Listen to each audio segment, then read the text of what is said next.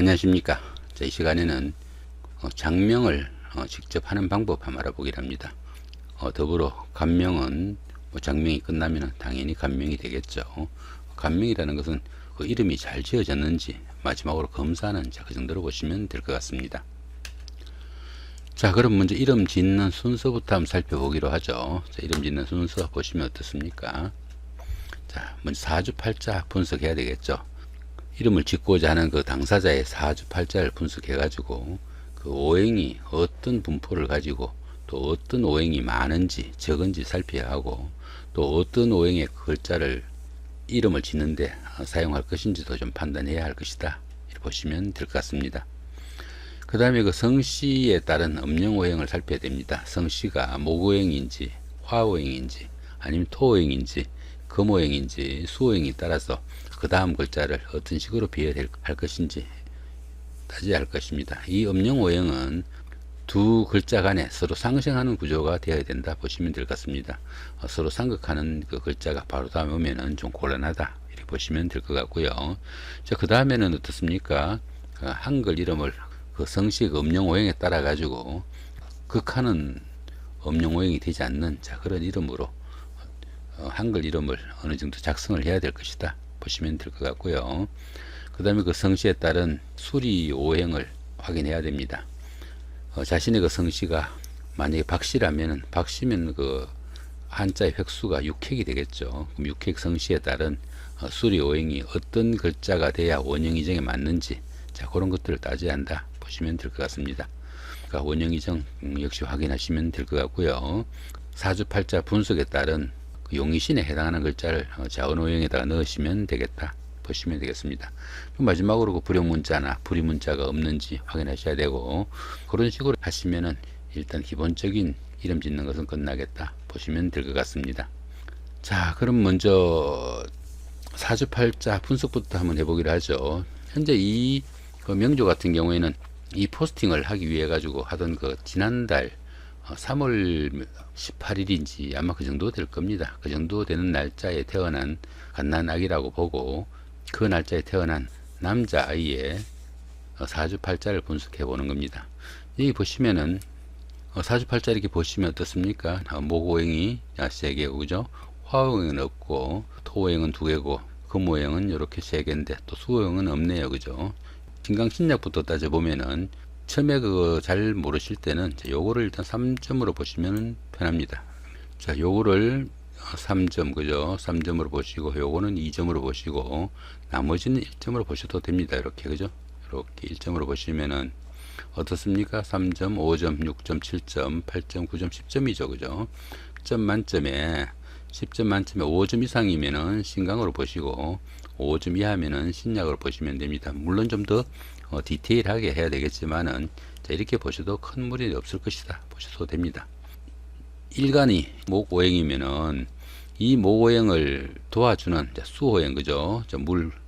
나무에는 물이 필요하죠, 그죠? 물기운하고 또 자기하고 같은 목오행인 경우에는 이 일간의 세력이 되고 그 나머지는 전부 다 반대 세력이다 보시면 됩니다.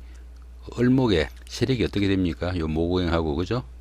요것도 목오행이죠, 그죠? 이렇게 묘목, 간목, 요게 1점이라고 그랬죠. 요게 3점, 그럼 4점이죠, 그죠? 자, 그렇게 되니까 결국은 이명주 같은 경우에는 신약이다 보시면 될 것 같고요. 신강사주의 용의신은 식재관이라고 합니다. 식재관, 그죠? 식재관, 식신상관, 그 다음에 재성이면 어떻습니까? 편재 정제가 되겠죠. 관성이면은 평관 정관이 됩니다. 요게 이제 신강사주의 용의신이 되고, 신약사주에는 인비라고 합니다. 인비. 인성하고 비급입니다. 자, 비급. 인성이면은 정인하고 편인, 그 다음 비급이면은 비견하고 급제가 용의신이 된다, 이렇게 보시면 되겠죠. 현재 이 사주 같은 경우는 어떻습니까? 4점밖에 안 되니까 신약이라고 했죠, 그죠? 신약이면은 인성하고 비급이 용의신이 된다 보시면 되겠죠. 인성하고 비급이 그 용의신이 되면은 그 을목에 그 인성이면은 수오행이죠, 그죠? 수오행이면은 여기 보시면 수오행은 하나도 없죠, 그죠? 여기 수오행은 하나도 없으니까 이거는 일단 용신 후보가 되지 못합니다. 그 다음에 이제 비급에서는 어떻습니까? 비급은 자기하고 같은 오행이면서 음량이 같거나 틀린 게 비급이 됩니다. 같으면은 비견이 되고 음량이 다르면 급제가 됩니다. 그러면 같은 묘목하고 간목이 비급에 해당되겠죠. 그 요거는 결국 이명조 같은 경우에는 비급이 용신이 되고 그다음 인승이 희신이 된 구조라고 보시면 됩니다. 목오행이 용신이 되고 그 다음에 수오행이 희신이 되는 그런 구조인데 여기 보시면은 어떻습니까?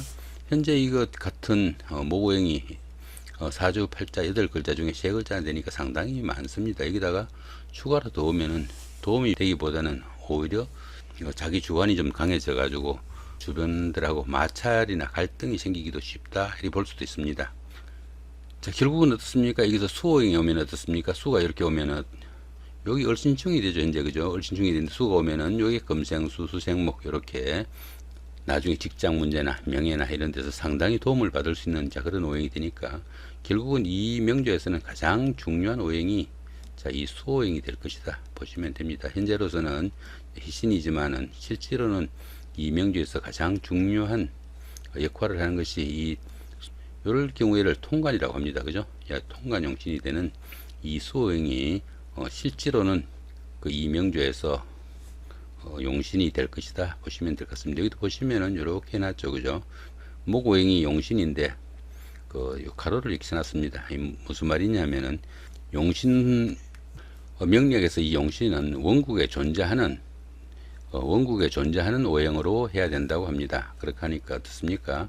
원국에 존재하는 것은 그 인성과 비급 중에서 비급밖에 없잖아요. 그죠? 그러니까 목오행이 용신이 되고 그 다음에 그 목오행을 도와주는 수오행이 희신이 되는데 실제로는 어떻습니까? 여기서 수가 와가지고 금생수 이렇게 수생목 이렇게 통관작용을 하는 이 수오행이 실제로는 더 큰 작용을 할 것이다 보면 됩니다. 여기서 보시면은 이렇게 목오행은 여기 보시면 용희신이 이렇게 되어 있고 그죠? 여기가 기신입니다. 여기 뒤에 게 기신이고요. 여기가 용희신 후보가 되는데 용신 후보에 보시면은 목오행은 이렇게 가로를 쳐놨습니다. 이 말은 무슨 말이냐면은 원국에 존재하지 않는 수오행을 용신으로 할 수가 없으니까 목오행을 용신으로 안 치긴 했지만은 실제로는 그 수오행이 더 큰 역할을 할 수 있다 보시면 될 것 같습니다.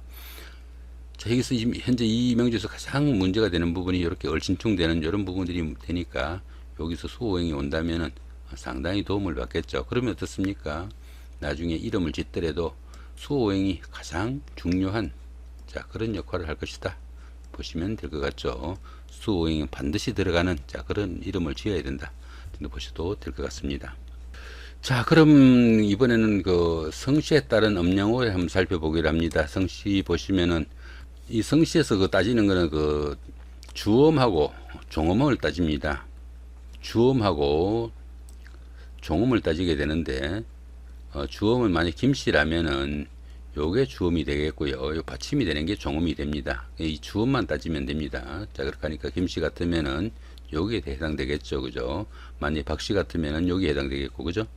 그 다음에 뭐 나씨나 태씨 뭐 이런 경우에는 여기 해당되겠네. 그죠? 여기 해당되겠고, 하씨나 이씨 같은 경우에는 토오행에 해당되겠고, 소씨나 아니면은 뭐 주씨, 최씨 같은 경우에 금오행에 해당되겠네요. 그죠? 자, 그런 정도 된다고 보고요. 자, 보시면 목오행은 어떻습니까? 이렇게 가씨, 그 다음에 김씨, 공씨, 남궁씨 이런 성씨가 목오행에 해당된다 하는 이야기입니다. 여기서 조금 더 알아두셔야 될 부분은 남궁씨입니다. 남궁씨, 그죠? 이렇게 뭐 남궁씨면은 어떻습니까?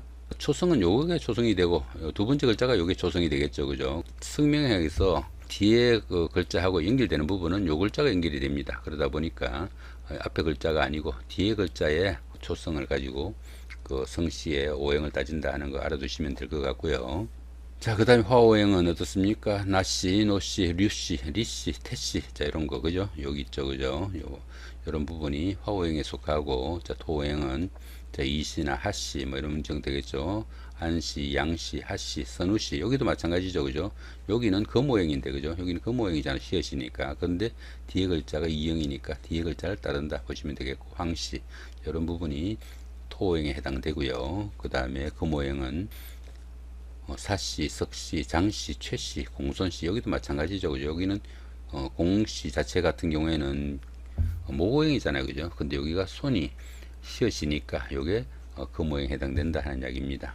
자, 그 다음에 수오행도 마찬가지고요. 수오행은 마씨, 반씨, 그 다음 서문씨, 황보씨, 요 뒤에가 마찬가지 여기 미음이고 여기가 비읍이죠, 그죠? 그래서 요거는 수오행으로 분류한다. 이 정도 보시면 될 것 같습니다. 자, 이번에는 그 한글 이름을 한번 상정해 보기로 하죠, 그죠? 여기서는 예제로 어떻습니까? 그 박씨를 아까 그 명조에 그 태어난 아기가 박씨라고 생각을 하고요. 자, 박씨를 가진 사람의 이름을 한번 지어 보기로 하죠. 박씨면 어떻습니까? 여기 해당되겠죠, 그죠? 자, 여기 해당되니까 여기 보시면은 어떻습니까? 박씨면은, 자, 여기가 박씨면은 이름의 첫 번째 글자가 여기 목오행이 되거나, 그죠? 여기 금오행이 되어야 된다 이야기죠. 만약에 이렇게 그 화오행이 되거나 토오행이 되면은 이렇게 가버리죠, 그죠? 이렇게 가니까 자기는 수인데 불이 오니까 바로 서로 상극이 됩니다.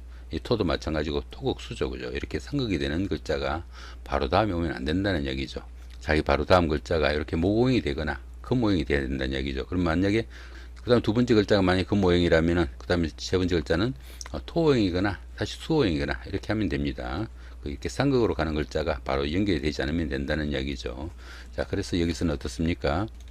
박상현으로 이름을 가정을 한번 해봅니다. 자, 박상현 같으면 어떻습니까? 자, 여기가 박이죠, 그죠? 여기가 박이고, 상이면 여기죠, 그죠? 금오행에. 그 다음 현이면 여기가 되겠네요, 그죠? 이렇게. 그러면 수금토가 됩니다, 그죠? 이렇게 수금토. 자, 이런 식으로 이름을, 한글 이름은 자기가 정하시면 되겠죠. 이렇게 서로 극하지 않는 부분으로 이렇게 정하시면 됩니다. 자, 이렇게 정하시면 되고요. 생각보다 너무 많이 길어지니까 일단 여기서 하나 끊기로 합니다. 다음 부분은 그 다음 시간에 한번 연결해서 해보기로 하죠. 고맙습니다.